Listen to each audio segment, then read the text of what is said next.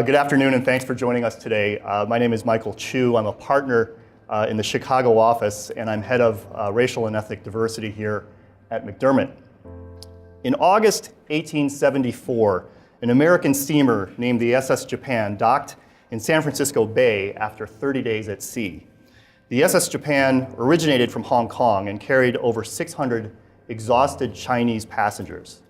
Just after the ship docked, the Commissioner of Immigration went on board, and after a brief inspection, let everybody off, except for 22 young women, ranging in ages from 17 to 23. He detained these young women on board and demanded that the ship captain return them to Hong Kong on its next voyage out. The dramatic story of these 22 young women who went on to battle for their right to enter the United States and who became the first Chinese litigants to appear before the highest court in the land is the subject of our program today. This little-known yet incredibly significant and fascinating 19th century immigration case holds profound implication to issues that are being hotly debated to this very day. This case relates to our country's immigration policy, our constitutional rights, and racial profiling. The case also reminds us of gender inequality, stereotypes of all kinds, and even to generational issues. The case led eventually to the infamous Chinese Exclusion Act of 1882, the first significant law restricting immigration into the United States. And this law led to further exclusions of other so-called undesirables from entering this country. And its restrictions carried on for more than 50 years. While this case was largely lost to history, and many do not know about it, it truly was critical to how our nation has forged the boundaries of the definition of citizenship. And today, in our modern debate on immigration, there are echoes of some of the very debates and testimony from this story of the 22 lewd Chinese women. So what we'll be seeing here today is a dramatic reading based on the trial and the actual transcripts from the trial.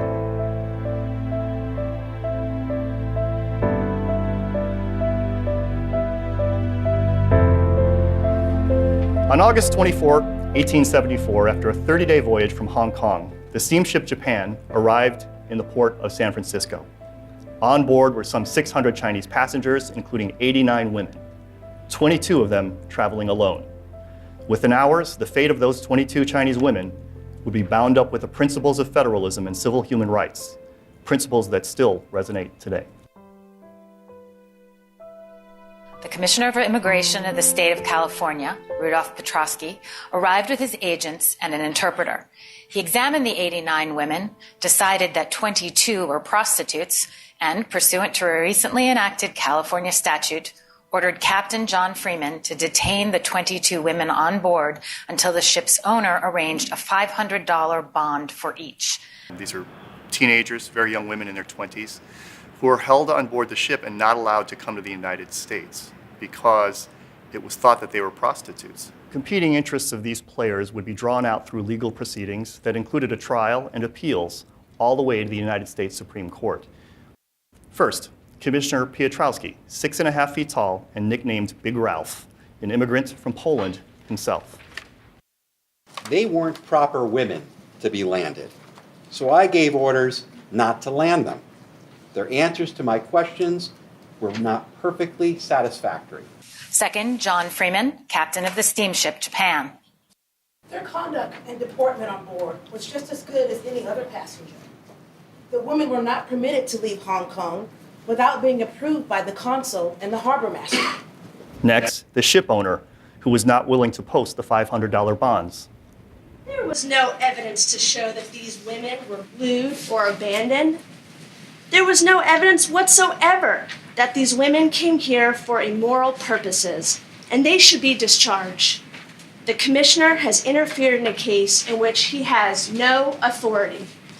Finally, the 22 women who were dubbed by the newspapers the Chinese Maidens, the Celestial Maidens, and the Chinese Courtesans.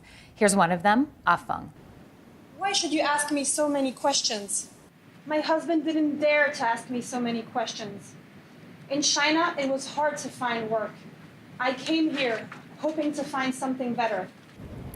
Legal proceedings commenced immediately. Within 2 years, Chy Lung v. Freeman would become the first case decided by this country's highest court involving a Chinese litigant. In our reenactment today, we will use the transcript of the hearing to tell the story of the 22 lewd Chinese women. Another interesting aspect to this that comes out in the story is the struggle between the federal authorities and the state authorities. The state officials were the first ones on the scene, trying to make determinations and trying to send these women back. Federal authorities and federal officials were arguing that the power to determine immigration in the United States should be given to the federal government as opposed to the states. And so there was a very early battle on at that point in time that determined eventually, coming out of this story of the series of litigations, that immigration would be controlled by the federal government. At the time, regulation of immigration was left largely to the states, and California's legislators began pushing back against the influx of Chinese. In April 1852, the governor of California, John Bigler, delivered a message to the state legislature urging control of Chinese immigration. It is my duty to present for your considerations measures to address the present wholesale importation into this country of immigrants from the Asiatic quarter of the globe. To enhance the prosperity and preserve the tranquility of this state, measures must be adopted to check this tide of Asiatic immigration and to prevent the exportation by them of the precious metal which they dug up from our soil without charge and without assuming any of the obligations imposed upon citizens. That year, the legislature passed a special foreign miners tax, as well as a law requiring ship owners to report on the character and health of all immigrants debarking in California and authorizing immigration officials to require bonds for alien passengers. This case was really about centuries-old racism and classism in America, essentially.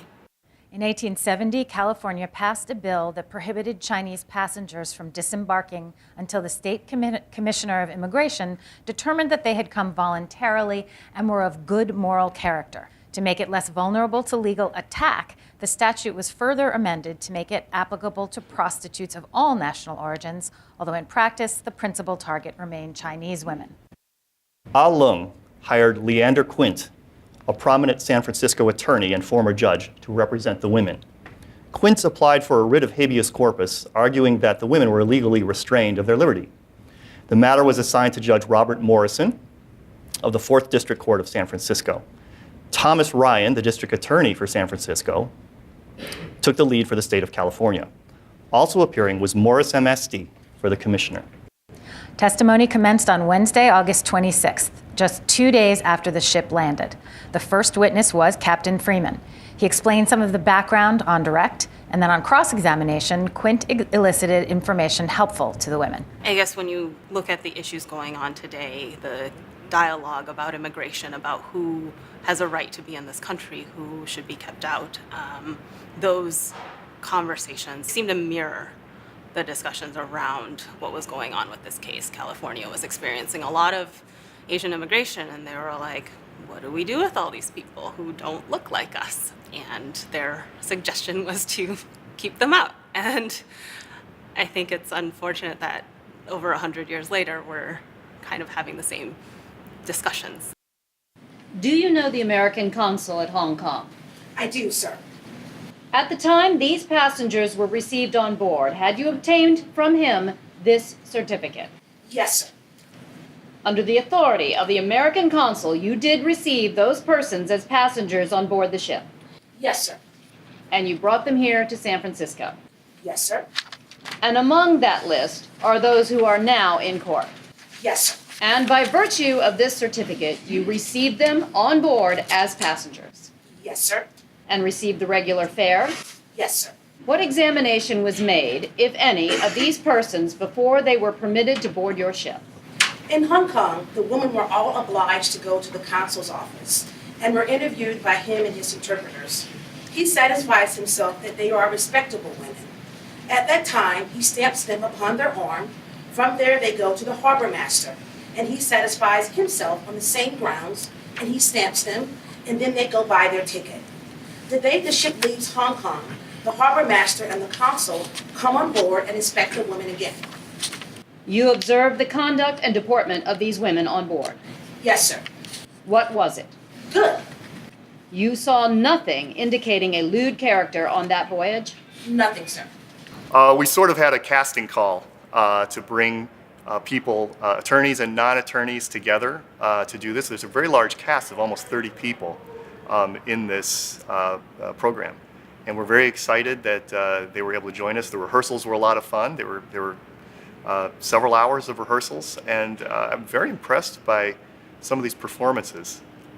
It makes everything really interesting. I think it would not be as interesting of a program without people really getting into their roles. And in rehearsing, people really started to understand the dynamics of what was happening back in the 1870s. Over the course of 2 days, 21 additional witnesses testified. Commissioner Piotrowski was among them. Did you give any instructions to the captain of the steamer Japan? I gave him instructions, verbally, not to land these people present in the court. And a few moments afterwards, I delivered in writing the instruction to the director of the company. Have you ever given any permission for these people to land at any time? No, sir. I stopped them from landing. You went down when you heard this steamer was in and visited the steamer, did you? Yes, sir. What was the first thing you did when you got there? I had my own interpreter sworn because I don't speak Chinese. What was the next thing you did? I examined all of the women, and according to my judgment, Never mind about your judgment. I only ask you what you did. I asked them questions. Then what did you do? I judged that these women, which I have brought here in court... No. Tell us what you did. I asked them some questions. Then what did you do next? Well, when I wasn't satisfied and supposed that they were not proper women to be landed, I told them to step away, and I gave orders not to land them. And then? Well, next I notified the agent of the company that they couldn't be landed.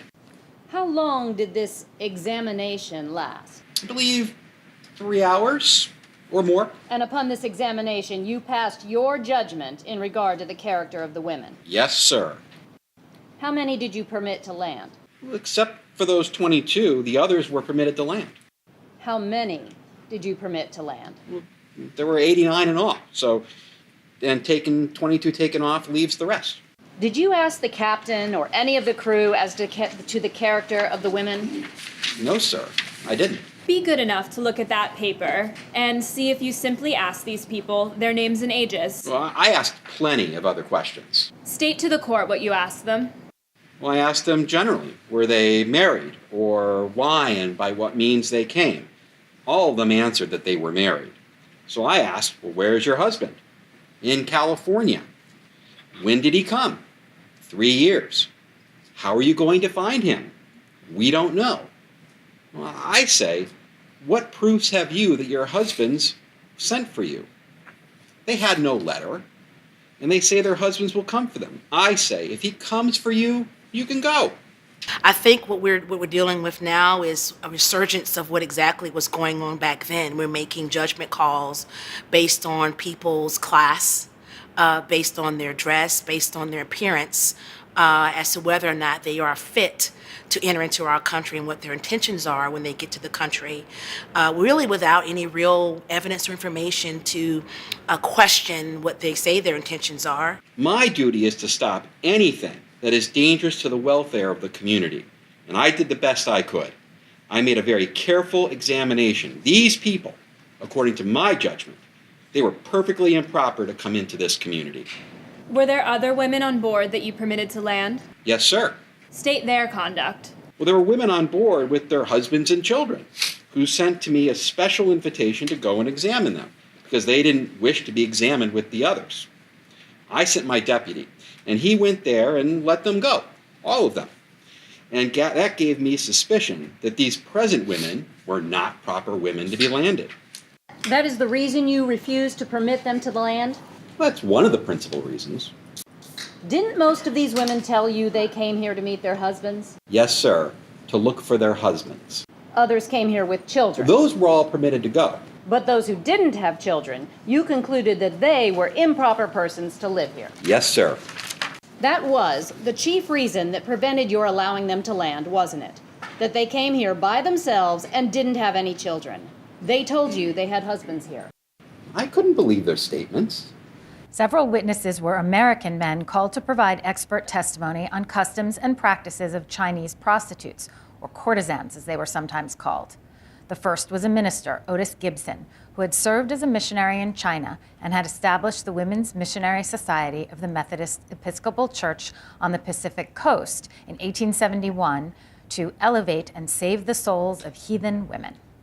What's surprising to me, though, was just the treatment of the women. They were literally treated as though they were like maybe one step above being a human being, and it just really bothered me that they were subjected to that kind of scrutiny, and looking, into one's garments and things of that nature as a woman particularly bothered me. I would know courtesans in China as well as I would know the courtesans in DuPont Street here in San Francisco. They are in the habit of wearing a flowered garment. Not always, but generally. You will find silk, yellow and figured, and things of that kind which are not worn so much by the wives. The wives wear plain colors, except on gala days, where there is great dressing up for the company. Courtesans are accustomed to wearing flowered, gaudy kind of clothing that is not worn by the respectable wives. What is the custom of the Chinese in China in relation to wives leaving there and going away from their husbands to different countries? It is not the custom at all for the wives to go away without their husbands. Chinese gentlemen do not send their wives on any lengthy visits. Then you say that in China, women of the respectable class never travel alone? No, sir, they do not. I think it would be almost never, leaving their husbands alone. It would be a very unusual thing. Is there anything about the hair that is peculiar in the manner of dressing it? Yes, sir. The manner of dressing the hair is somewhat different, though I could not well explain it. They have many modes of doing the hair in different places. The women on the shore do their hair in one way, and those in boats do their hair differently. And the courtesans on shore and on boats would not do their hair alike. The flowers on that girl at the end, and her whole getup, indicate without a doubt that others haven't got that. Do you claim to be an expert with regard to the peculiar characteristics of these different classes of people? I don't claim to be an expert in anything. Were you familiar with these who are prostitutes in China? I have no familiarity with prostitutes in any country. The only familiarity you have with them is mere observation, which a citizen living in that place would naturally obtain. Yes, sir. I understand you to state that you could tell a courtesan from a married woman. No, sir, I didn't say so. I understood that to be the import of your testimony. Can you or not? I didn't say so. Can you or can you not? I said I could easily distinguish a courtesan from a respectable lady. In walking along Kearny or Montgomery Street, suppose that you should meet half a dozen ladies or women.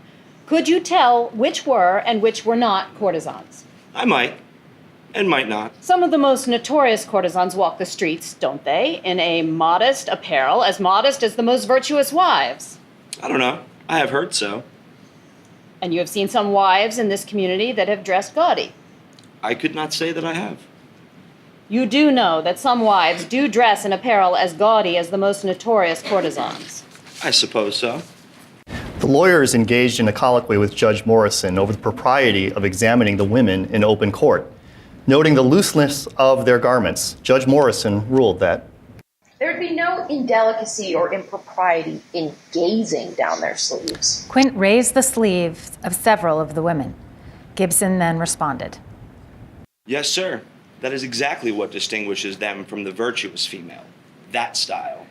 The same style you will find in all of the Chinese bawdry houses when they stand at the door inviting the company in. one of the ironic things about the facts in this story is that at the time, in the 1870s, prostitution was actually legal, and they were trying to keep these young women out of the country because they accused them of being prostitutes. And of course, there's no evidence that, at least that we can tell, that they were prostitutes actually. It showed a profound misunderstanding of a foreign culture. In testifying about the number of married Chinese women in the United States, Gibson referred to the practice among the Chinese of polygamy. The California immigration law did not, on its face, target polygamy, but an underlying theme throughout the hearing was that polygamy was scandalous and that Chinese women in polygamous marriages were akin to prostitutes. What proportion of the Chinese women coming to this country are married? Could you say from your own knowledge of the Chinese here? I don't suppose there are in this city today perhaps 100 married women. I don't think so, and those are second wives for the most part. I don't think there are 20 first wives in this city. How many Chinese women are there in this city, do you know? We call it round numbers about 2,000. And you don't think more than 100 of them are married? I think not, unless you call it married where they have second wives. Some men take these women for a second wife and leave them when they leave here, and then somebody else takes them. Quint called another witness to testify to his observation of the Chinese in San Francisco, Galos Woodruff, a policeman who was a member of the Chinatown Squad. What is your business? I'm a police officer and have been for the past 8 years in San Francisco. What is the population that chiefly inhabits your beat, Chinese or American? Chinese. Chinese altogether. Can you state the population of Chinese married women in that district? No, sir, I cannot state exactly. I find in the county clerk's office from May 1872 up to date 49 marriage licenses for Chinamen, Chinese females. How many of the Chinese people are living together as husbands and wives? 642 Jackson Street has 8 families. 635 Jackson has 4 families. 33 Washington Alley has 6. 693 Jackson has 12 families. What, if anything, do you know of the generally prevailing rule of those women in that vicinity who are recognized as prostitutes? How do they dress? They dress according to the occasion. How do they dress? Any distinctive features with regard to their dress? Those that are married women there living with their husbands? No, sir. None whatever. None whatever that I ever noticed. Is it not a fact that the dress of the women living there who are recognized as prostitutes is of the most common and ordinary kind, generally? Generally it is. On occasions, they dress up very gaily. That is, when they go to the theater or the burying ground to feed the dead and joss days. That is how often? 3 times a year they go to feed the dead. Is there any difference or distinction between their ordinary daily apparel and the apparel which is worn by married women in that vicinity? Not that I ever noticed. How do you know they were married? I didn't say they were married. I didn't state that by any means. I say they are living there apparently as man and wife and not living a life of prostitution. Are there what they're usually called kept women? No, sir. How do you know? Well, I know a great many women and their husbands, or those who claim to be their husbands. Is it not a fact that within your experience that these women who are brought here are mostly brought here for the purposes of prostitution? A great number of them. I may say the great majority of them. Do you know what proportion of these women are lewd women, the Chinese women coming into this country? I cannot give you any idea of it. I object. According to the best information you have on the subject. Well, I would say 2/3. These families that you speak of, are they composed commonly of one woman to the man, or are there 2 or 3 living in the same room? As a matter of economy, 2 women occupy 2 rooms with their 2 husbands.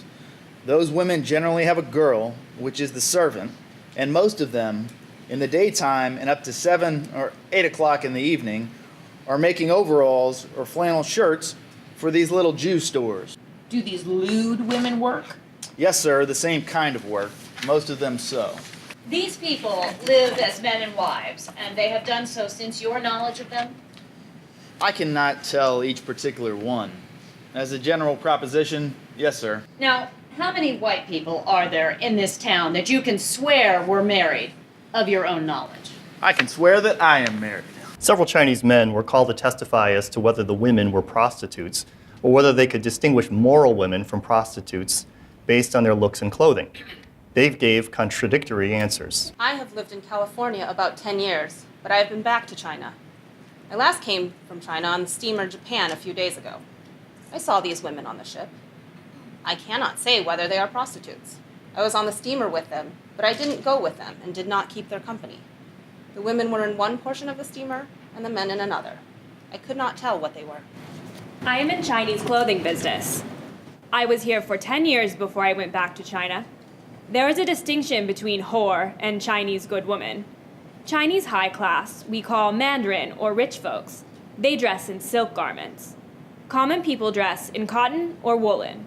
But the whore or prostitute, they have dresses just like rich folks. From what I see of these women, I have no doubt they are whores. I think every one of them are prostitutes. I arrived on the steamer Japan. I lived here in California for about 2 years before I returned to China more than 10 years ago. I know some of these women. Some are prostitutes. One is a relative of mine. I took care of her since she was young. She was brought here against her will as a prostitute. Another must be a prostitute. If she were not, she would not look as she does. And she came here with prostitutes. Another, I heard her talking on the steamer. Someone asked her, "What makes you dress and look so nice?" She said, "Of course, if we are prostitutes, we are dressed nice." A reporter from the Daily Alta described the scene in the courtroom when Chung Lee identified the women as prostitutes. The women jumped to their feet and commenced yelling at the top of their voices. The witness said he was afraid that the women would attack him after he went out, but was reassured when a deputy sheriff promised to protect him. 9 of the 22 women testified. Those who took the stand testified in Chinese with the assistance of an interpreter.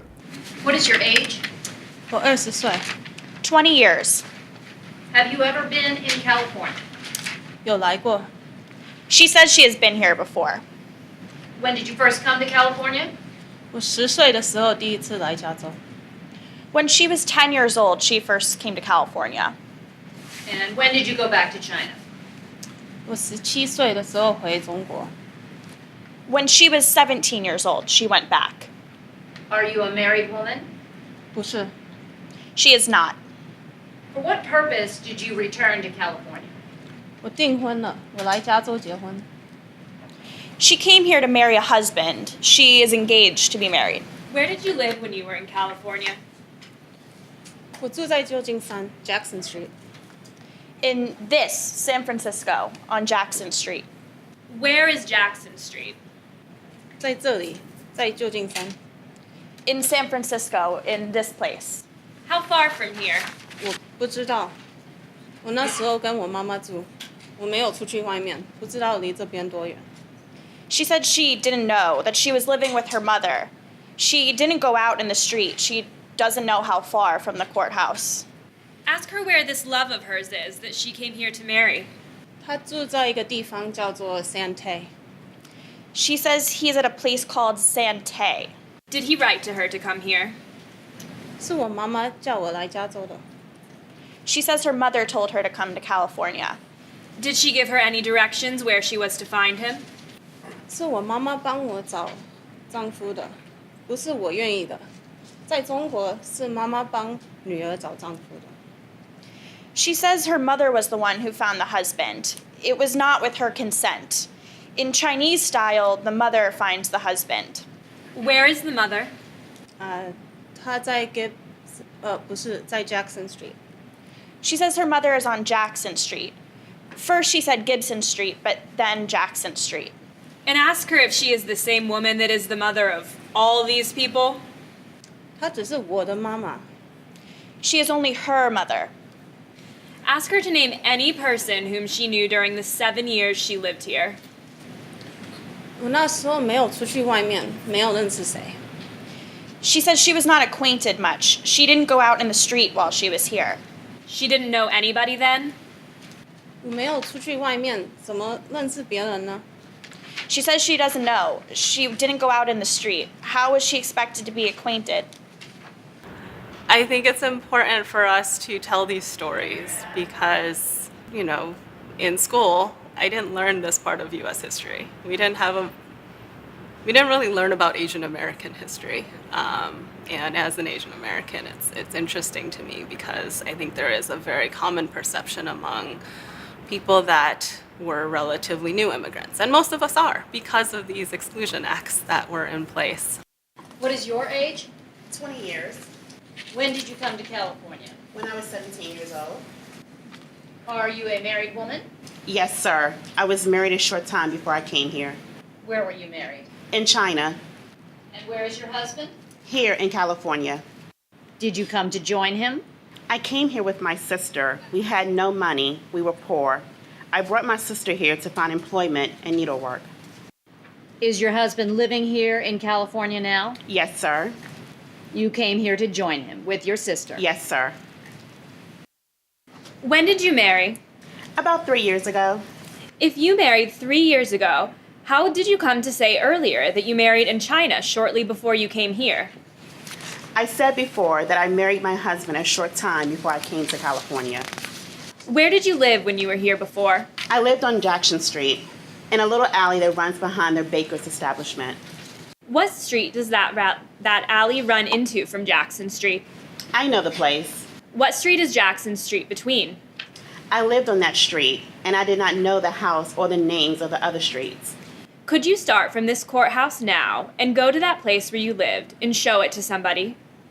I do not need anyone to go with me. I know the way to go to that place. Who occupied the baker's shop? Now you're foolish. I was there for a short time, and I cannot remember who kept the baker store. If you were doing right, you would not ask me so many questions. I went home with a good intention, and I brought my sister here with good intention. At this point, the transcript notes that the proceedings were interrupted by the noisy demonstrators of the Chinese. A reporter from the Daily Alta, California, described the scene. One of the women jumped to her feet and let out a most unearthly yell. Immediately, the whole lot were jabbering and screaming at the top of their voices, and it was found impossible to quiet them until they were hustled from the courtroom.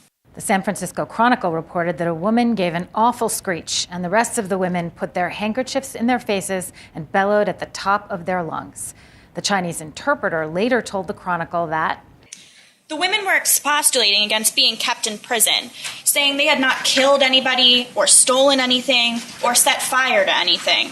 The Chronicle noted that the judge stuffed his fingers in his ears and retired to his chambers, and court was suspended for 15 minutes before order could be restored. several of the women testified in a manner that generated skepticism. Here, for example, are again Ah Feng, as well as a 17-year-old Di He and 23-year-old Ah Kyo. I have a husband. I married him 3 years ago in China. I left my husband in China and I came here to California. I came here with my older sister. Where is my husband? How much did it cost to get here? Why did I come here? Why should you ask me so many questions? My husband didn't dare to ask me so many questions. I came here because in China it was hard to find work. I came here hoping to find something better. I am married. My husband is living in this San Francisco. I was married to him in China the 4th month. In the 8th month, he left China for here. I came here because in the 1st month of this year, a letter came and told me to come here. Where is this letter? After I read it, I know the contents, and so I burned it. I was married in China 3 years ago. My husband died 1 year after we were married. My mother was here in San Francisco, sewing, engaged in needlework. She lives above the baker's alley. She fixes China women's hair for a living. A letter came from me, from my mother, for me to come here, to be married. She saw that I was young and had no husband. The letter? I didn't bring it here. Why would I bring it? 9 women testified. Their testimony was so similar, the state stipulated that if the remaining women were to testify, they would swear to essentially similar facts. That is, they had come to California from China and were or would be married. Quint saw no need to call any of the remaining women. None of the women was asked directly whether she was a prostitute. It was left to the male witnesses to testify as to whether the women were identifiable as prostitutes. Well, they said they were coming to visit. All of them had, the 22, they had different stories. Some of them were coming back to visit with their mom. Some of them were coming because they had arranged marriages, which was part of their custom in some places in China at the time. Some of them were coming looking for work. And quite honestly, some of them may, quite frankly, have been coming to engage in prostitution. But the issue was they basically looked at these women who did not have husbands or children with them, who they thought were dressed in a particularly lewd fashion and decided that they were without any other real evidence to state that they weren't. So it's sort of like, instead of innocent until proven guilty, it was sort of like they were actually assumed guilty and then had to sort of prove themselves otherwise. And that's not who we are as a country. The California authorities envisioned only two possibilities for Chinese women. If they were not proper wives, they were prostitutes. In San Francisco in 1874, a Chinese woman was one or the other. To the authorities, there was no other possibility. In the days following the ship's arrival, some men came forward to claim their supposed wives. Some suspected that these men were representatives of the Tongs seeking newly arrived prostitutes. One woman, Ah Oi, testified that she came to meet her husband, the owner of a dry goods establishment. District Attorney Ryan sarcastically stated to Quint, "If you will produce the man who keeps this fancy dry goods store, we will let her go." After the government rested, Quint produced a man claiming to be the husband of another woman, Ah Sin. I ask that Ah Sin be called in, and I propose to produce a person that claims to be her husband. If it is proved that he is her husband, she will be allowed to depart with him. I propose that this man be placed among a half dozen of his countrymen to see if his reputed wife can pick him out. I object. Overruled. It is a good suggestion. Proceed as Mr. Ryan proposes. The San Francisco Chronicle described what ensued. A fat, jolly-looking Chinaman was placed in a row with 5 others, and the woman he claimed as his wife was brought into the courtroom and told by the Chinese interpreter to pick her husband out. She scanned the row, the fat Chinaman rolling his head and endeavoring to catch her eye, and finally he nodded his head at her. That won't do. I saw him nod his head at her. Yes, and he stepped out of line. I think there was a selection here. No, there was no selection. I rule otherwise. Got any more husbands? We have not had time to look around for them. The court will give you an opportunity. No other husbands came forward, however, and on this note, the taking of testimony came to an end. The lawyers returned to court the next day, Friday, to make their closing arguments. The next morning, Saturday, in a courtroom described by the Daily Alta as crowded with spectators, many of whom were leading members of the bar who had taken great interest in the proceedings, Judge Morrison announced his ruling. He rejected the argument that the California law was unconstitutional and then turned to the factual question. Are they lewd women? There's no positive proof that they are. The evidence is purely circumstantial. A number testified that they were married and that husbands had written them to come. It was a matter of surprise to the court that these husbands did not appear. The lover has not come to claim the sweetheart. The mother claimed the daughter, the husband the wife. Have the women come here with good purpose? Reverend Gibson testifies that the women of prostitute class are known by their dress, wide sleeves and gaudy garments. When the counsel for the petitioners made the examination, these women were dressed exactly as he described. As a rule, married women do not dress in gaudy colors. It is a rare thing for married women to be sent from China abroad without an escort. It is said the law presumes chastity, but the evidence in this case is most unfavorable to the petitioners. Reverend Gibson says there are some 2,000 Chinese women in California, and only 100 are married. Only 40-odd marriage licenses were issued since May 1872 to the Chinese persons. That overthrows the chastity presumption altogether. Many of these people say they were here before and have friends here, yet not one witness has been called to testify on their behalf. What then is the court to believe? That these women are unchaste? Believing as I do, that they are here for purposes of prostitution and that they come within the certain class designated by this law, I deem it my duty to remand them to the custody from which they were taken. Such then is my decision. The spectators in the courtroom broke into applause, prompting Quint to ask the court to reprimand the crowd. The next day, the San Francisco newspapers praised Judge Morrison's decision. The Chronicle declared it a righteous decision, while the Examiner wrote that Judge Morrison had dealt a death blow to the importation of Chinese women for immoral purposes. Judge Morrison ordered the sheriff to take the women back to the steamship Japan with instructions to the captain to reconvey them to China. It was approximately 11 a.m.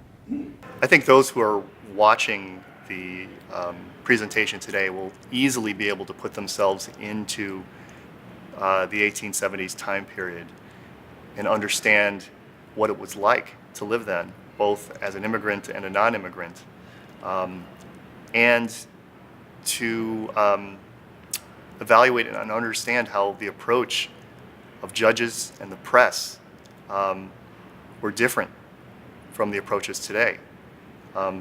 But shockingly, I think our audience will find there's a lot of perhaps disturbing similarities with the way things are going today. Now we turn to the appeals. First, the California Supreme Court. The women were immediately transported to the steamship company's wharf and placed aboard the Japan, which was set to sail at noon. Amidst great confusion, shortly before the hour set for departure, counsel for the women arrived with another writ of habeas corpus issued by the California Supreme Court. The women were released to the custody of the sheriff and taken to the county jail. The California Supreme Court ruled just a week later. In re Afuk, the women lost again. The court rejected the women's contentions that the California statute violated the treaty between China and the United States and the 14th Amendment.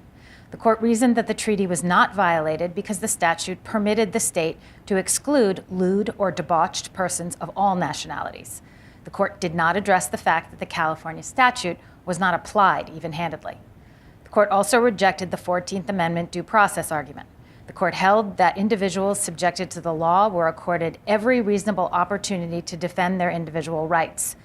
Accordingly, the California Supreme Court ordered that the women be returned to the steamship and that the steamship carry the women beyond the state. Now on to the Circuit Court for the District of California. Undeterred, the women sought relief in federal court. One of the women, Ah Feng, filed a habeas petition in the Circuit Court for the District of California. This case was heard by a 3-judge panel that included U.S. Supreme Court Justice Stephen Field, who was riding circuit in San Francisco. The case was argued on September 17, 1874. Here is Morris Esty for the California Commissioner of Immigration. The state has a right to prohibit the importation of criminals because they are dangerous to the welfare of the state. No one would dispute this proposition. The importation of lewd women is dangerous to the welfare of the state, and the state had the right to enforce its internal police regulations to prevent them from landing. Counselor, does not the whole matter rest on the 14th Amendment? The 14th Amendment says that no law shall abridge the privileges and immunities of any citizen, and that no person shall be deprived of life, liberty, or property unless under the proper course of the law. There may not be one law for a citizen and another for a foreigner. This amendment is one of the most glorious laws ever enacted by the government. If the court has already made up its mind on such a construction of the 14th Amendment, it may be no use to argue the point further. I simply asked a question, Mr. Esty, and I do not wish to be understood in that way. Your Honor, all dangerous persons may be excluded from the state, and this law applies to all persons coming from foreign ports who are not citizens of the United States.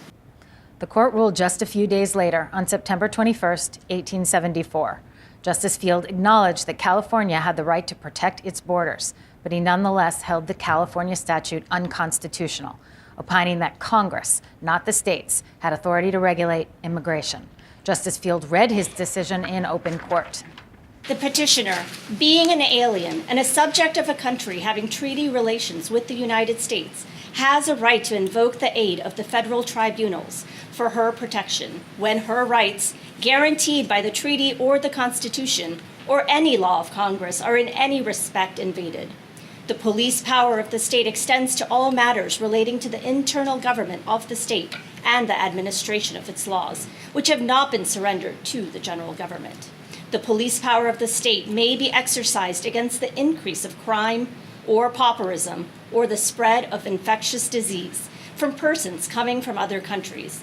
But whatever affects the intercourse of foreigners with our people, including their immigration to this country and residence therein, is exclusively within the jurisdiction of the general government and is not subject to state control or interference.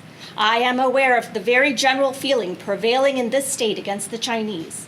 It is felt that dissimilarity in physical characteristics, in language, manners, religion, and habits will always prevent any possible assimilation of them with our people. That there is grounds for this feeling does not justify any legislation for their exclusion. If their further immigration is to be stopped, recourse must be had to the federal government, where the whole power over this subject lies. Justice Field returned to a theme he had pursued at oral argument.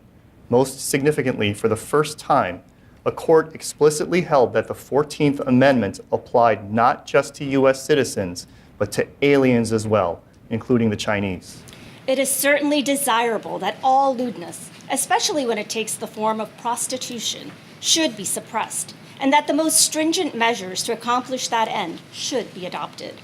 But I have little respect for that discriminating virtue which is shocked when a frail child of China is landed on our shores and yet allows the bedizened and painted harlots of other countries to parade our streets without molestation and without censure. The 14th Amendment declares that no state shall make or enforce any law which abridges the privileges or immunities of citizens of the United States. It also enacts that no state shall deprive any person, dropping the distinctive designation of citizens, of life, liberty, or property without due process of the law. Equality of privilege is the constitutional right of all citizens, and equality of protection is the constitutional right of all persons. The petitioner must be discharged from further restraint of her liberty. It is so ordered. Justice Field released on habeas corpus all the women except one, Chy Lung, who was kept in custody so that she could continue to challenge the California statute. Thus, the case proceeded to the Supreme Court, captioned Chy Lung v. Freeman. The U.S. Attorney General, Edward Pierpont, appeared before the Supreme Court in support of Chy Lung. The state of California submitted no papers and made no appearance. Pierpont's overarching theme was equal protection. The California statute is void. Under its provisions, the Commissioners of Immigration of California are bound to prevent the landing of any passenger who shall arrive in this state by vessel from any port in Great Britain, Germany, France, or China if the person is a woman and is lewd, unless the prescribed bonds are given. It can hardly be doubted that an English woman or a French woman in these circumstances would be released from imprisonment. Under our Constitution, our laws, and our treaty with China, the plaintiff has precisely the same rights as an English, French, or German woman enjoys on a visit to California. There is no evidence in the record here that the plaintiff was ever lewd, unless it is lewd to be unlearned or of the humbler class. Pierpont argued that California was violating the 14th Amendment by treating citizens of China differently from other immigrants by charging the Chinese what amounted to a tax, while not imposing that tax on other immigrants. He also addressed California's reliance on the police power. The police power of a state is limited. It is not to be exercised whimsically, without reason, and contrary to the well-established principles that govern the intercourse of nations, and it cannot be invoked to contravene the lawful authority of the federal government. Under the police power, very many things can be done for the safety of the state, but laws that are the result of caprice, bigotry, or unreasonable apprehension, and that tend to endanger the peace of the nation with foreign powers, touch the domain of federal authority and come under the supervision of the federal courts.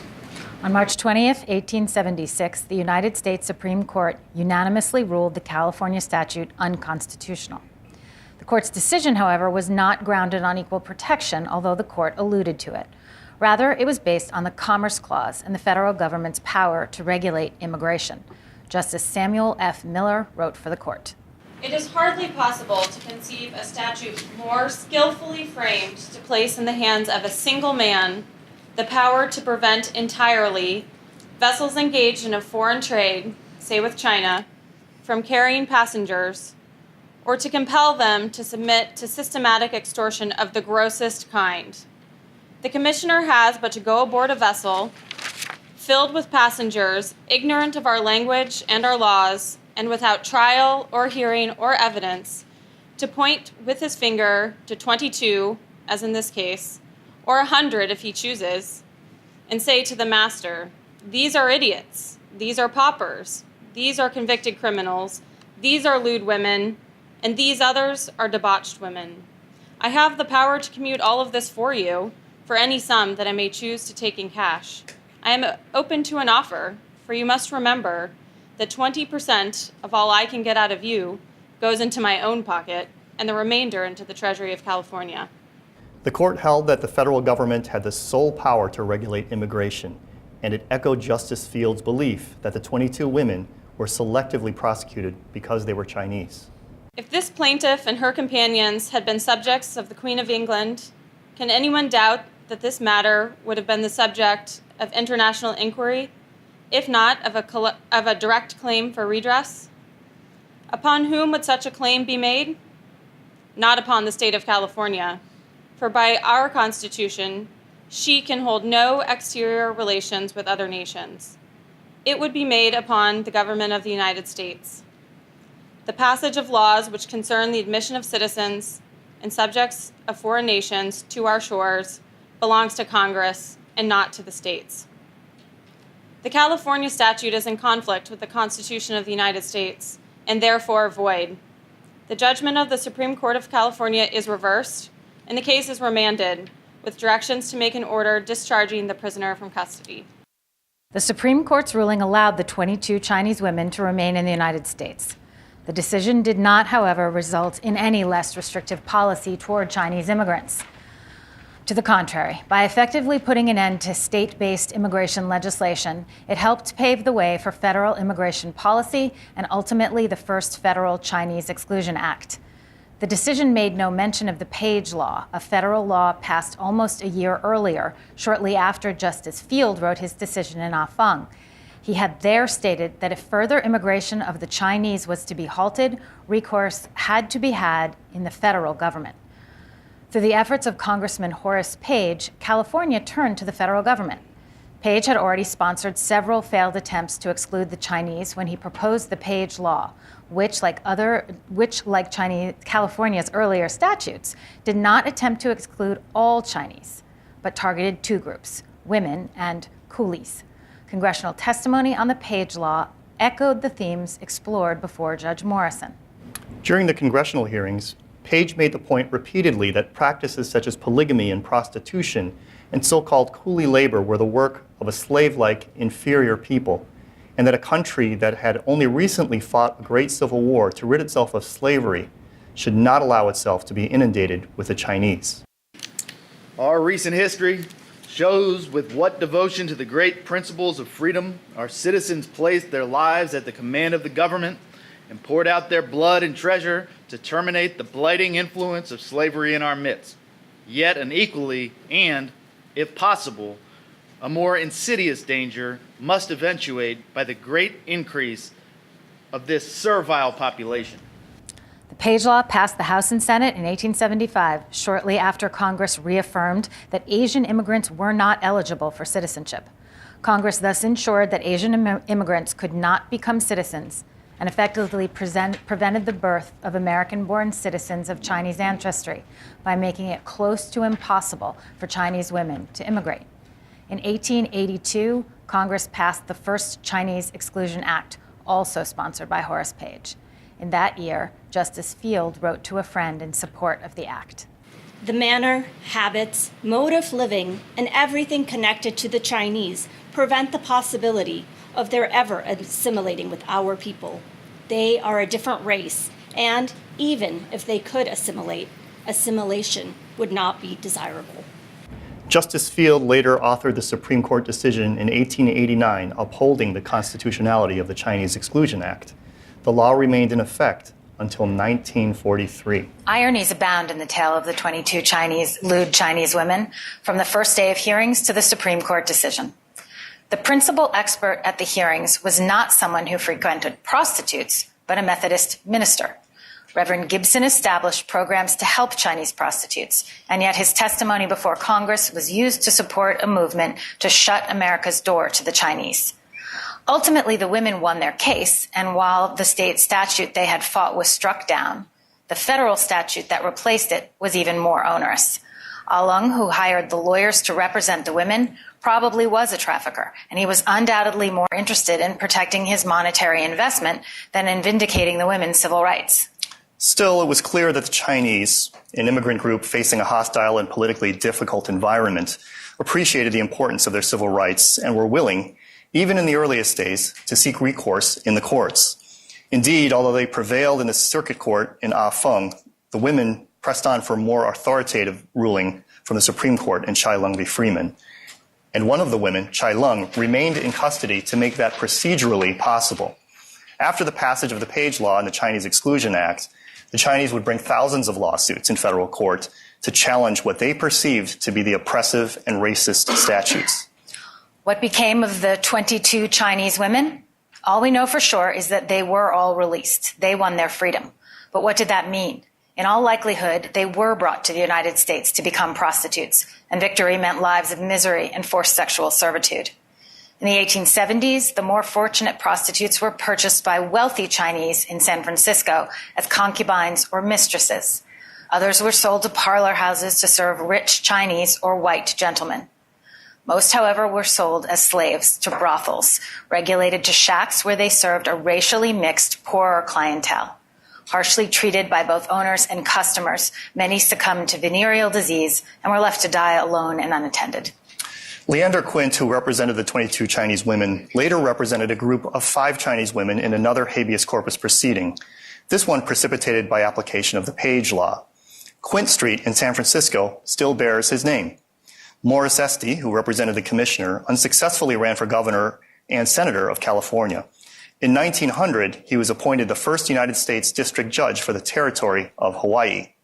Captain Freeman resigned his post as captain of the Japan to become U.S. Inspector of Hulls in San Francisco. Judge Morrison went on to become Chief Justice of the California Supreme Court, a position held today, interestingly, by an Asian American woman. The questions raised by the case of the 22 lewd Chinese women continue to trouble us today. Human trafficking and the exploitation of women persist. Our society continues to struggle with issues of race, gender, sexuality, stereotyping, and profiling. And just recently, more than a century after it decided Chy Lung v. Freeman, the Supreme Court again confronted the issue of state versus federal control of immigration. On April 23, 2010, Arizona Governor Janice Brewer signed into the law the Support Our Law Enforcement and Safe Neighborhoods Act, which imposed new penalties on undocumented aliens and expanded law enforcement's authority to stop and detain individuals suspected of being in this country illegally. Governor Brewer explained, Today, we take another step forward in protecting the state of Arizona. The bill represents another tool for our state to use as we work to solve a crisis we did not create, and the federal government has refused to fix the crisis caused by illegal immigration and Arizona's porous border. We in Arizona have been more than patient waiting for Washington to act, but decades of federal inaction and misguided policy have created a dangerous and unacceptable position. The United States brought suit, challenging the constitutionality of the Arizona statute. On June 25, 2012, the Supreme Court held the law unconstitutional in large part. With Justice Kennedy writing, the court ruled that the federal government had broad, undoubted power over the subject of immigration and the status of aliens. The court reaffirmed the principle that states cannot regulate conduct in a field congressionally determined to be within the purview of the federal government alone. The court cited prominently to its decision in Chy Lung v. Freeman. It recognized the dangers inherent in allowing states to use crude ethnic profiling to determine who was fit to enter the United States or to remain within its borders. And as it had done in Chy Lung in 1876, the court paid tribute to the contributions of immigrants to the creation and development of this nation. Justice Kennedy wrote, Immigration policy shapes the destiny of the nation.